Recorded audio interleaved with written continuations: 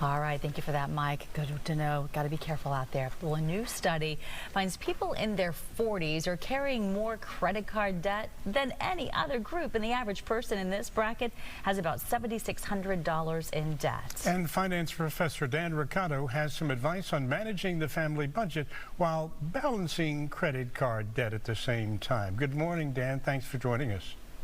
What's up, Jose? Hi, Melissa. Hello. Now, can you explain how does debt break down by age group?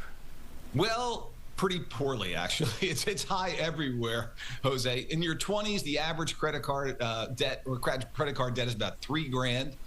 And we see, as you said, that really spikes when folks are in their 40s.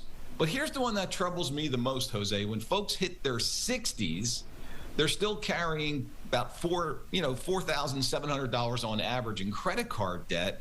That's a really high number. And by the time in your 60s, you really want to focus on getting that number down. So by and large, Americans are maxed out.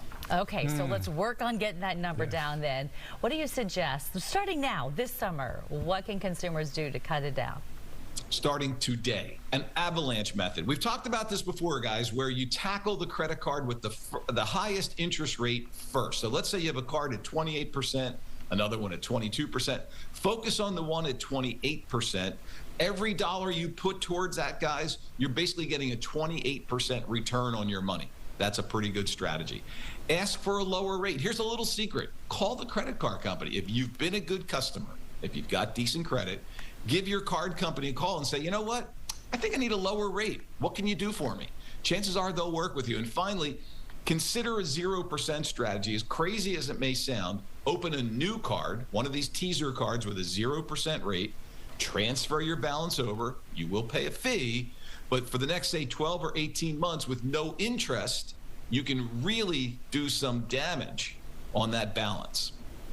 So is that the way to make your credit card work for you rather than against you? I'm a big believer in that. So, you know, sort of like the Marines, right? The credit card can be your best friend or your worst enemy. So I use a cashback card, as you guys know. I've studied this thing pretty extensively. For most consumers, cashback is the way to go. So use your card, use it wisely, get cash back on everything you purchase. Pay your balance off in full each month. That's a smart strategy. Therefore, you're using their money for free. Request a lower limit. If you're struggling, if you struggle a little bit with self-control, willpower, lower your credit limit on your credit cards, and it kind of puts a cap on it, forces you to stay, below that cap. And, how about this one? Boost your credit score. Here's another little secret. The higher your credit score, better your chances for getting credit, and guys, you'll pay a lower interest rate for that credit.